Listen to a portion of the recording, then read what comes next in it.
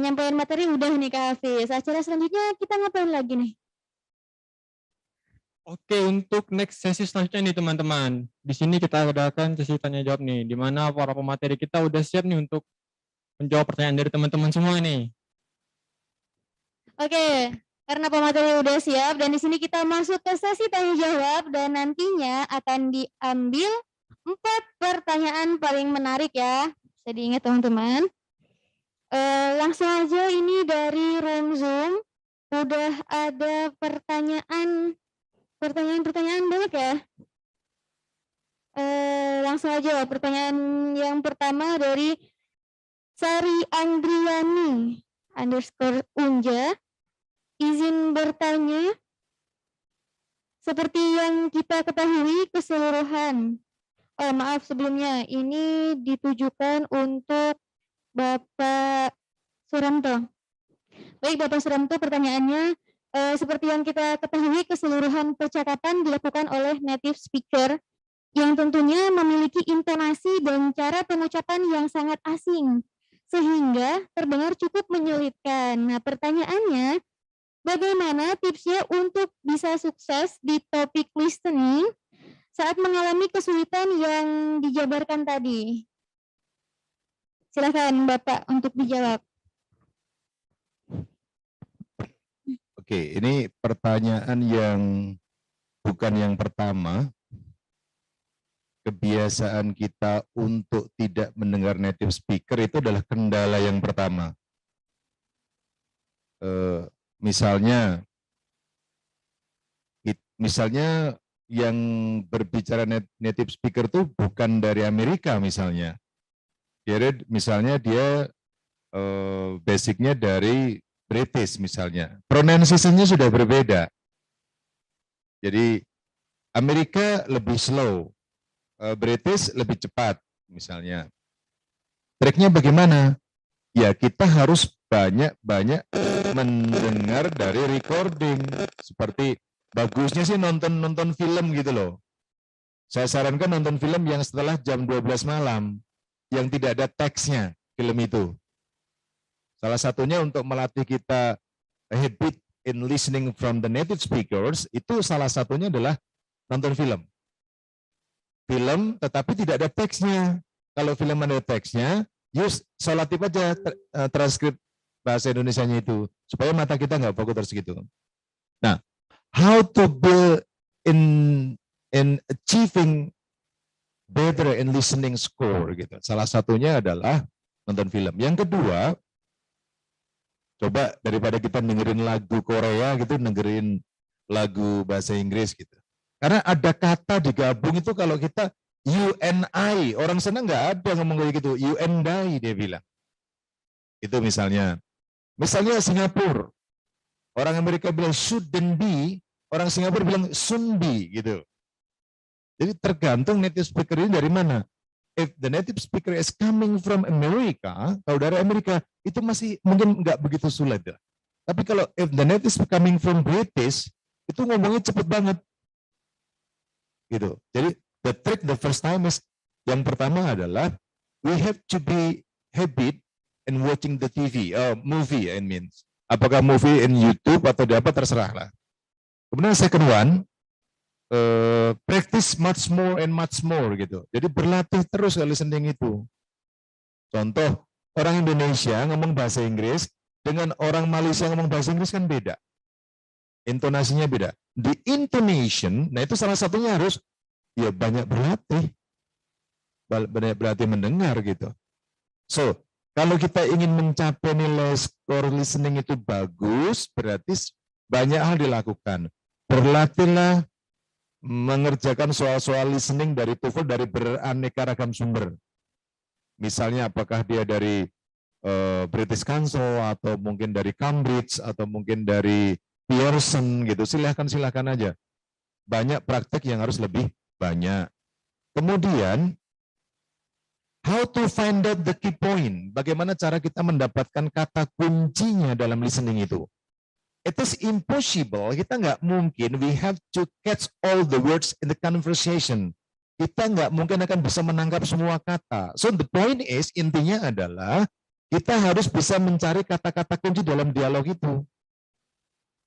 Jadi kata-kata kuncinya apa? Itu save in mind, simpan dalam pikiran kita. Supaya kita bisa menjawab soal-soal di dalam listening, di dalam TOEFL. Jadi yang ditanyakan itu bagus. Nah, cara untuk bisa membiasakan diri kita mendengar native speaker pronunciation, pelafalan, sound dan lain itu, ya harus banyak berlatih.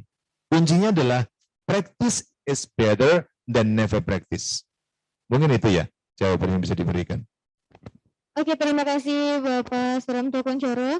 Buat yang bertanya tadi, gimana? Mungkin sudah cukup jelas ya, semoga dapat diterima dengan baik. Lalu pertanyaan selanjutnya, masih dari room Zoom nih, ada dari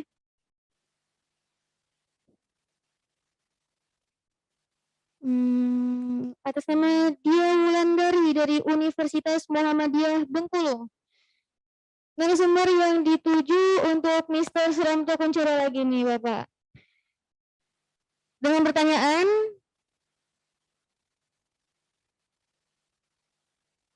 saya sebagai pemula yang baru belajar bahasa Inggris untuk menghadapi TOEFL, apakah ada saran urutan belajar yang baik dari listening, captures, reading, ataukah belajarnya disarankan bersamaan? Ini lebih ke cara belajarnya Bapak. Tekniknya, dipersilakan. Dari Bengkulu ya, Muhammadiyah Bengkulu. Begini, starter, pemula, ujian itu kan bertahap.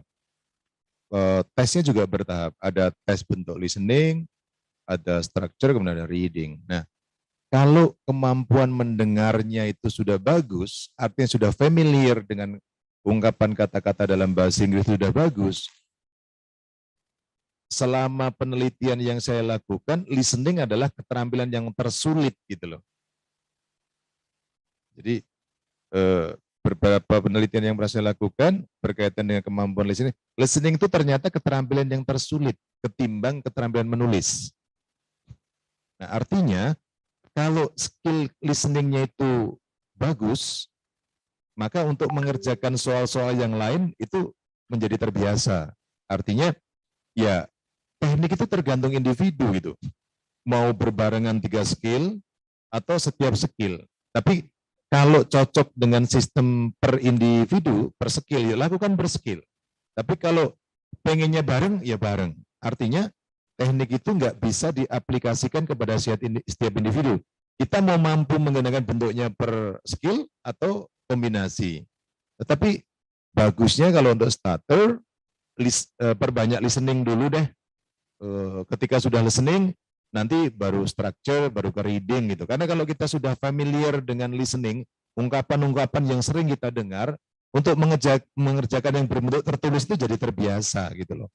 Jadi karena kalau kita berpanduan kepada skill of English, itu ya listening itu the first time, the first step gitu. Artinya kalau mampu dengan kombinasi structure dengan reading, go ahead, silakan. Tapi kalau nggak mampu, lebih bagus mengawali dengan keterampilan listening sebanyak mungkin. Mungkin itu jawaban saya.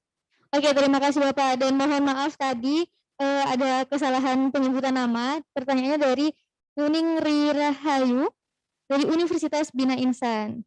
Masih ada lagi pertanyaan selanjutnya. Ini baru dari Dia Wulandari Universitas Muhammadiyah. Mohon kesediaannya untuk Miss Astika Seli untuk menjawab pertanyaan. Dengan pertanyaannya itu, kalau kita belajar bahasa Inggris melalui kamus itu kurang efektif. Pertanyaannya, metode pembelajaran bahasa Inggris yang efektif dan efisien itu selain mengikuti kursus atau metode belajar yang bisa diakses dengan mudah dan tidak membutuhkan biaya yang besar, dan tolong berikan contohnya. Silakan, Miss. Terima kasih ya pertanyaannya. Jadi ini intinya ke bahasa Inggris yang mudah dan tidak butuh biaya yang besar ya. Saya bilang kursus memang membutuhkan biaya ataupun belajar dari internet membutuhkan biaya. Nah, yang saya bilang cukup efektif itu memang belajar otodidak ya. bisa melalui movie. Movie sometimes bisa ditonton di TV ataupun di-download, tapi kan tidak terlalu memakan biaya. Itu kita bisa banyak-banyak nonton film bahasa Inggris tanpa teks ya, tentu saja. Bisa juga pakai teks dulu, pakai subtitle. Cuma kalian harus pelajari misalnya, oh dia mengucapkan ini, oh ternyata artinya ini loh gitu. Jadi dibiasakan saja. Karena belajar bahasa itu tergantung kebiasaan ya. Kalau kita belajar bahasa tidak dipakai, itu percuma. Karena bahasa itu kan alat komunikasi. Kalau kita tidak pakai bahasa untuk komunikasi, belajar juga akan susah. Terus yang selanjutnya selain membiasakan dari movie ataupun kalian mendengarkan podcast-podcast ataupun di YouTube itu banyak sekali ya acara-acara orang yang native speaker gitu. Tinggal pilih saja mau native speakernya dari Amerika, dari British ataupun dari Australia seperti itu. Nah, yang selanjutnya praktis bersama teman. Kalau misalnya ada English Club itu join. Apalagi kalau di kampusnya ada. Kalau tidak ada bisa ke kampus tetangga. It's okay karena kita belajar bersama-sama. Jadi ada teman untuk berkomunikasi. Lalu yang selanjutnya salah satu yang efektif tetapi tidak banyak orang melakukan adalah kalau mau belajar bahasa Inggris silahkan bisa ngomong sendiri. Ya, untuk melatih speaking itu kalian bisa ngomong sendiri. Bukan berarti gila ya. Cuma kalian latihan. Bukan, maksudnya selama ini kan berbicaralah di depan kaca. Kalau di rumahnya nggak ada kaca gimana? Jadi bisa berlatih speaking dengan diri sendiri. Misalnya pura-puranya wawancara orang atau berkomunikasi dengan orang. Itu kita bisa ya sambil ngelamun di kamar itu sambil ngoceh sendiri seperti itu.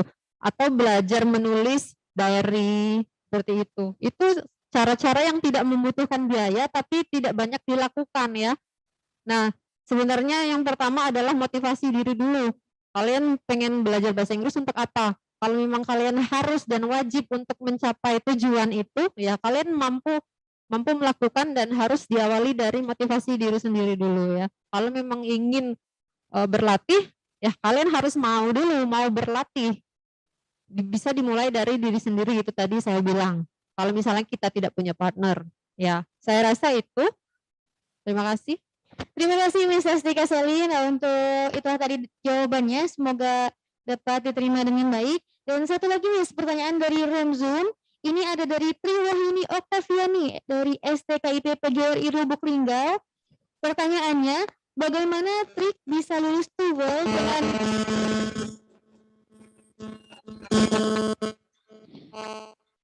bagaimana trik bisa lulus TOEFL dengan nilai baik atau bagus, sedangkan mahasiswa atau peserta TOEFL itu kurang dalam menguasai vocabulary-nya. Apakah ada trik dan tipsnya nih, Miss? Dipersilahkan. Ya, seperti yang tadi sudah disampaikan oleh kami berdua. Jadi kan ada triks dan tipsnya ya. Kita tidak harus mengerti vocabulary semuanya di dalam teks atau di dalam listening, tetapi penting untuk memperkaya. Jadi tidak mungkin bisa kita saya bilang tadi, kita tidak mungkin bisa lulus TOEFL karena tidak ada basic sama sekali. Nah, yang harus dimulai adalah kalian harus isi dulu diri kalian dengan basic English setidaknya. Dan lainnya adalah vocabulary akan kalian dapat ketika kalian sering berlatih. Intinya kalian sering berlatih, bisa lewat internet secara online yang bisa ada langsung jawabannya, atau kalian beli buku, memang beli buku TOEFL. Buku TOEFL itu kan banyak sekali dijual bebas ya, ada juga yang sama CD listening-nya. Itu sering-sering berlatih saja. Insya Allah kalau sering berlatih dan sering mengulang soal yang sama, pasti vocabulary-nya juga akan bertambah. Intinya tambah dulu ya penguasaan vocabulary-nya. Itu dari saya. Oke, baik Miss Astika Seli, terima kasih banyak atas jawabannya. Dan untuk Triwahyuni Oktaviani ini, semoga jawabannya dapat diterima dengan baik ya. Oke, next. Kalau tadi dari ruang Zoom, dan sekarang ganti nih dari VL langsung nih. Ada yang ingin bertanya? Oke, baik. Sebelum bertanya, silahkan memperkenalkan dirinya dulu ya, Mas ya. Dimohon berdiri untuk ingin bertanya.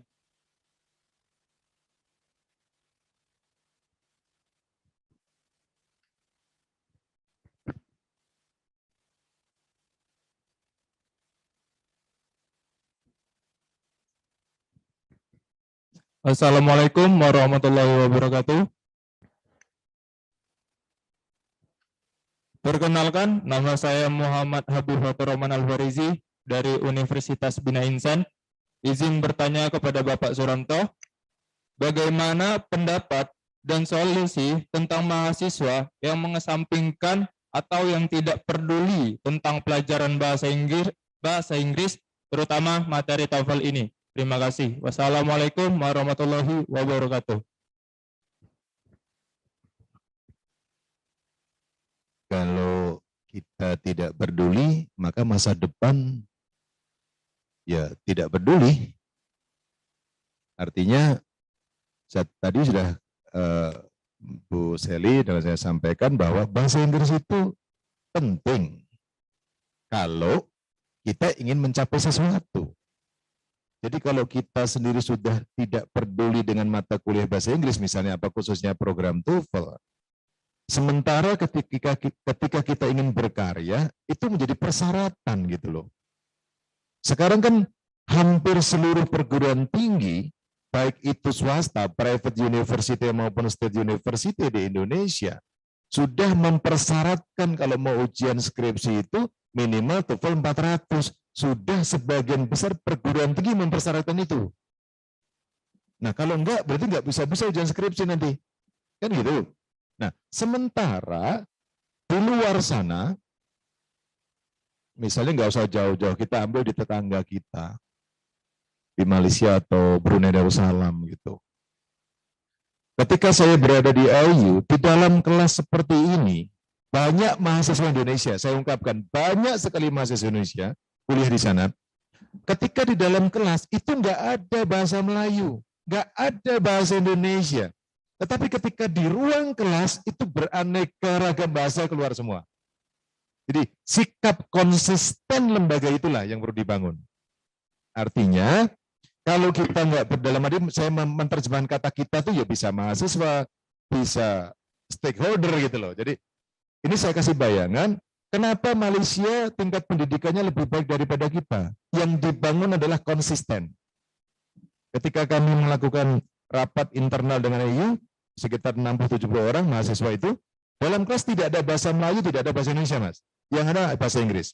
Tetapi ketika kita sudah acara selesai berada di kantin, maka beraneka ragam bahasa digunakan. Artinya, sikap konsisten dan peduli itu yang digunakan.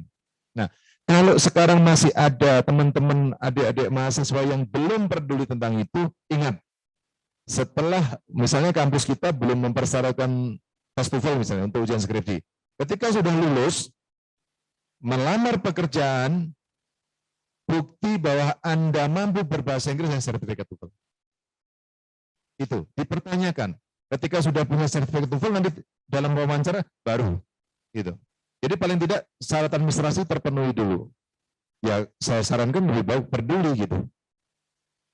Kan kita tidak akan hanya sebatas S1 kan? Iya kan? Masa kampusnya sendiri sudah sampai S2, Anda cuma sampai S1? Itu loh Mas. Artinya kalau kita masih memiliki rendahnya tingkat kepedulian terhadap bahasa, ya sudah, kita juga akan berada tingkat yang rendah juga nantinya gitu. Mungkin itu jawaban saya.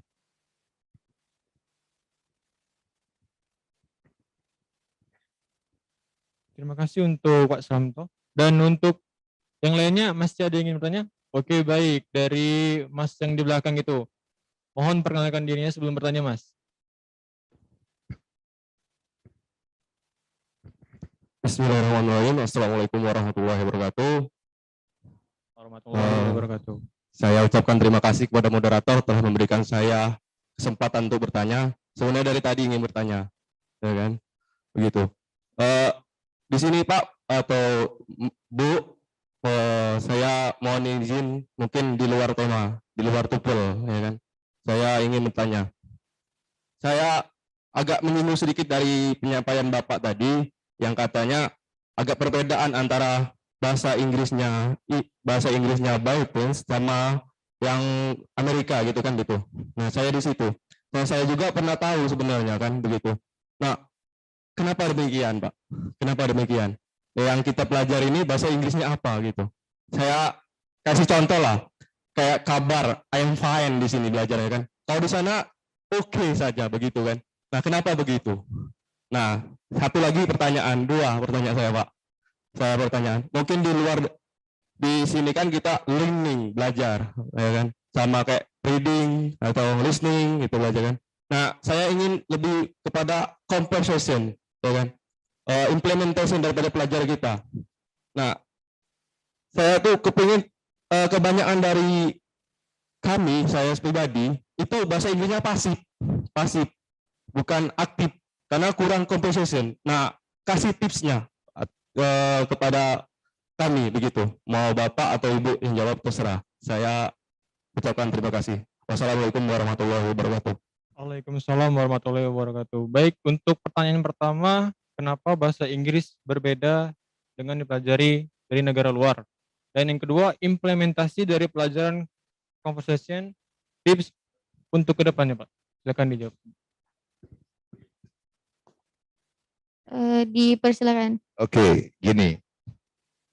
The question is, pertanyaannya adalah, why in the English spoken from American to British is that any differences or distinguish? Kenapa beda gitu? Contoh nggak jauh-jauh, Mas. Orang Muratara dengan Lubuk Linggo bahasanya udah beda. Contoh, saya kasih contoh British Inggris dengan Amerika. Saya kasih contoh. Apakah Anda punya dosen baru gitu? Atau do you have new lecture? Di British pakainya apa? Have you got new lecture? Nah, seperti itu. Maknanya sama, cuma cara pengungkapannya yang berbeda. Gitu. Nah, kalau ya itu culture mereka gitu. Sebenarnya bahasa itu budaya atau kamus sih? Kan pertanyaannya gitu. Bahasa itu kamus atau budaya gitu. Nah, bahasa itu kan bagian daripada budaya. Makanya kalau kita belajar bahasa Inggris berdasarkan kamus atau lexical meaning, berdasarkan makna kamus, maka kita tersesat-sesat memang. Ayo, saya kasih contoh. Ayo bermain. Bahasa Inggrisnya pasti sudah diajarkan, let's play. Kemudian, ayo bermain dengan saya, let's play with me gitu. Gitu kan? Nah, tanda kutip let's play with me, Anda ngomong di luar negeri, itu sepatu loh yang melayang. Kata misalnya, saya ke Australia, tinggal di flat, ada tetangga perempuan baru, hey Shannon, let's play with me. Apa yang dilakukan oleh Shannon? Yes gitu, kan enggak. Bisa sepatu, bisa sendal, itu dilempar.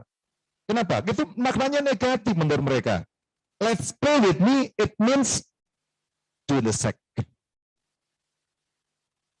Gitu loh. Nah, orang sana menggunakannya apa? Let's have fun. Itu yang mereka gunakan. Yuk senang-senang, ya senang-senang itu ya main gitu loh.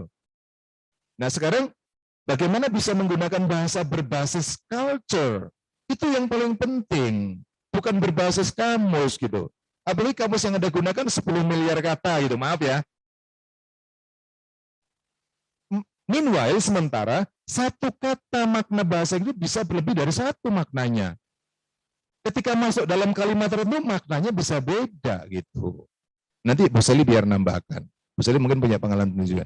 Yang kedua, kita ini nggak usah menutup mata dan menutup telinga lagi. Dari SMP sampai SMA, kita diajarin jawab soal. Ketika masuk di perguruan tinggi, kita kaget. Yang pertama, kasus kenapa kemampuan bahasa Inggris kita rendah. And the weakness of English skill kita rendah. Kenapa? Satu, pola pengajaran di SMP dan SMA fokusnya kepada nilai. Nilai di atas kertas. Bukan pada orientasi kompetensi. Itu. Kan nggak ada ujian speaking bahasa Inggris itu. Ya kah? Ujian nasional itu ada speaking nggak? Nggak ada. Yang diuji cuma writing, sama reading, sama listening ya. 3. Sementara keterampilan bahasa Inggris ada 4. Sekarang kalau gitu soalnya itu valid apa enggak? Ya enggak. Kan gitu. Jadi kalau kita belajar bahasa Inggris berdasarkan kamus atau lexical meaning, kemudian kita cuma ngerjain soal aja, sementara speaking skill nggak pernah dilatih, sudah.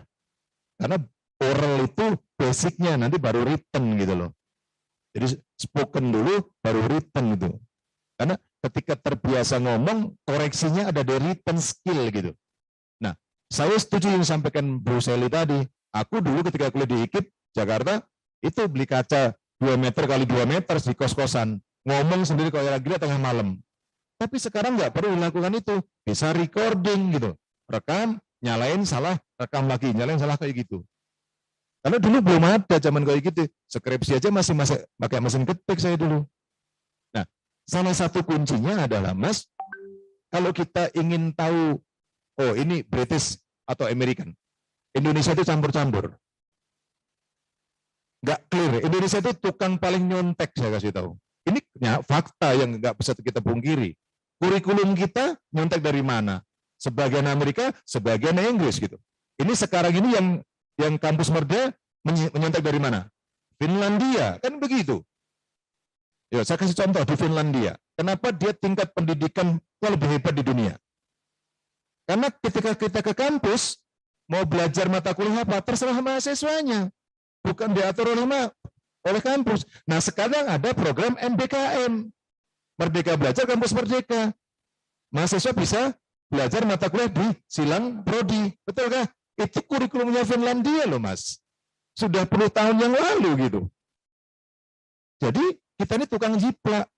Nanti ganti menteri kembali lagi gitu. Wah, ribet banget deh. Yang kayak saya dan Bu Sally ini kadang-kadang bingung. Kurikulum mana yang mau divalidkan gitu. Nah, mengenai bahasa Inggris tadi kembali. Nah, kalau saya setuju kalau misalnya di English Club ini kalau mengembangkan yang spoken, nah udah ketika kita masuk ruangan di English Club di ruangan, so English only. Atau kampus menerapkan misalnya dosennya menerapkan Wednesday English atau Monday English. Dipaksa kayak gitu. Orang kita ini kayak ayam loh, Mas. Maaf ya. Culture budaya belajar kita ini kayak ayam. Dikejar-kejar udah sampai di ujung baru nyerah. Oh iya deh, aku belajar deh gitu. Itu satu. Yang kedua, culture belajar kita yang tidak konsisten. Contoh, mohon maaf nih. Sekarang yang masih ada SMA semester 1 gitu, dia nyesel silahkan. Di sekolah SMA itu lebih sering izin ke toilet nggak balik-balik. Izin ke kantin nggak balik-balik. Yang anak STM lompat pagar sambil setiap hari gitu loh. Ketika kuliah baru nyesel gitu loh. Jadi mau sampai S berapapun Anda kuliah bahasa Inggris tetap akan berlaku. Jadi yang pertama, kalau ingin mengetahui, itu bukan perbedaan Mas, tapi gaya bicara, artinya style of spoken gitu. Jadi gaya ngomongnya misalnya orang Malaysia, Melayu, kita Melayu beda gitu. Nah yang kedua kalau spoken, itu tadi Mas, kalau you pengen pinter ngomong bahasa Inggris, ini praktek pengalaman saya dulu di Indofood bahwa di LIA Jakarta, Lembaga Indonesia Amerika, pertama kali saya ambil program di situ, itu kalau mau masuk tuh didiagnotis dulu. Kalau spoken testnya masih di bawah rata-rata, harus masuk kelas khusus dulu. Karena di kelas supaya bisa mengikuti perkuliahan. Jadi improve your English, oh ya bagusnya spoken dulu. Nanti baru written gitu. Tapi saya minta tolong Bu Sally untuk menambahkan. Mungkin itu. Oke, terima kasih. Tadi agak bingung katanya ya. Sebenarnya mau pakai yang mana sih gitu. Nah, sebenarnya semua dipakai tergantung kebutuhan, tapi mostly yang saya lihat itu memang pakainya American English. Nah, kalau British English bisa dilihat di film-film Harry Potter. Nah, Harry Potter itu ya yang agak penekanannya kalau American bilangnya go, kalau British bilangnya go. Jadi ada beberapa perbedaan seperti I go dengan I go. Beda lagi Australian. Dia bilang every day itu every die. No, noi. Nah seperti itu. Jadi memang ada beberapa dialek seperti itu ya. Tapi mostly yang saya jumpai, ataupun ketika belajar berada di luar negeri juga, kebanyakan yang dipakai adalah American English. Karena mungkin sesuai dengan kuasa dari negara Amerika ya, yang sebagai negara adidaya itu, jadi influence dari American English itu lebih banyak. Tapi tidak menutup kemungkinan beberapa lembaga juga menerapkan British English atau Australian English mungkin. Nah jadi untuk perbedaan itu, perbedaan bahasa memang muncul karena banyak hal sebenarnya, termasuk letak geografis. satunya tinggal di gunung, satunya tinggal di sungai, itu kan akan berbeda. Seperti di Jawa, bahasa Jawa, ada Jawa Solo, Jogja, Jawa Timur ya, itu kan Jawa semua. Tapi mereka dialeknya berbeda.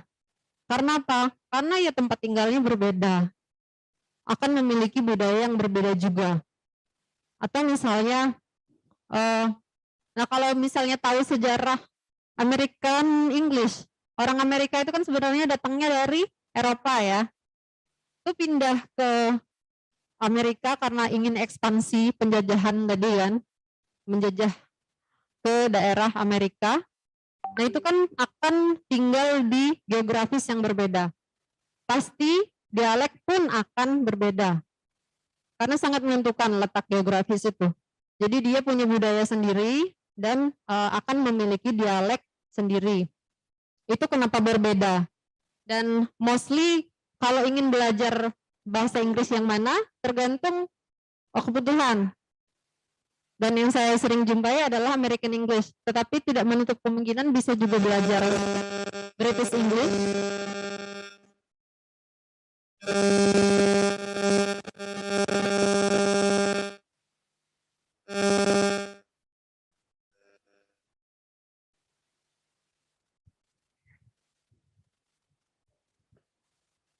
Dan yang penting adalah konsisten. Kalau memang belajar American ya American, kalau mau British ya British. Jangan campur aduk atau gado-gado, nanti bingung ya.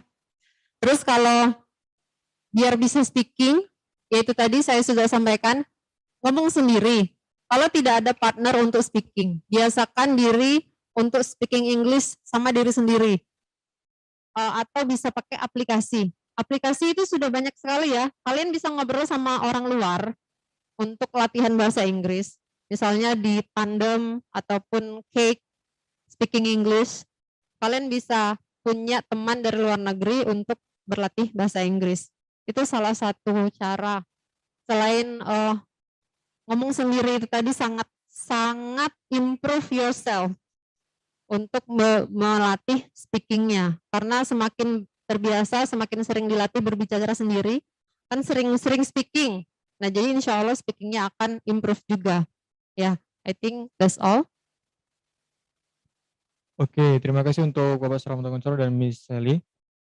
Untuk yang bertanya tadi, mohon maaf Mas, bisa sebutkan nama dan asal instansinya? Oke, baik, terima kasih. Oke, yang offline nih, yang secara langsung, masih ada yang ingin bertanya enggak? Oke, ada nih dari Masnya yang ujung pakai baju hijau ya. Sebelum bertanya, mohon perkenalkan diri dulu ya Mas ya.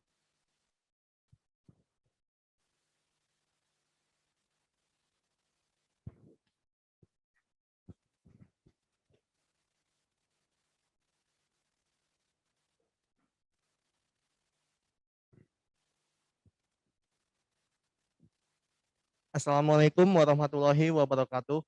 Waalaikumsalam warahmatullahi wabarakatuh. Saya Muhammad Fandrian dari Universitas Bina Insan. Izin bertanya, apakah pas jawaban tes TOEFL nanti isi jawabannya pilihan ganda semua atau ada soal yang harus kita ucapkan dengan bahasa Inggris yang benar? Itu aja pertanyaan dari saya. Terima kasih. Wassalamualaikum warahmatullahi wabarakatuh. Waalaikumsalam warahmatullahi wabarakatuh. Baiklah, untuk narasumber yang ingin menjawab, ada Bapak Suramto, dipersilakan. Adik, di soal tes TOEFL itu semua pilihan ganda. Tapi ada lembaga yang baru-baru ini menambahkan satu lagi, written soal satu, kurang lebih 15 menit menulis gitu. Tapi nggak ada disuruh ngomong tuh nggak ada. Kecuali nanti tweak ya itu ada gitu. Di speakingnya gitu. Tapi kalau masih paper based itu soalnya listening 50 pilihan ganda, soalnya structure written expression 40 soal pilihan ganda, reading soalnya 50 pilihan ganda. Waktunya kurang lebih 2 jam. Jadi kalau dalam kondisi mendesak silahkan menggunakan baju berkancing 4.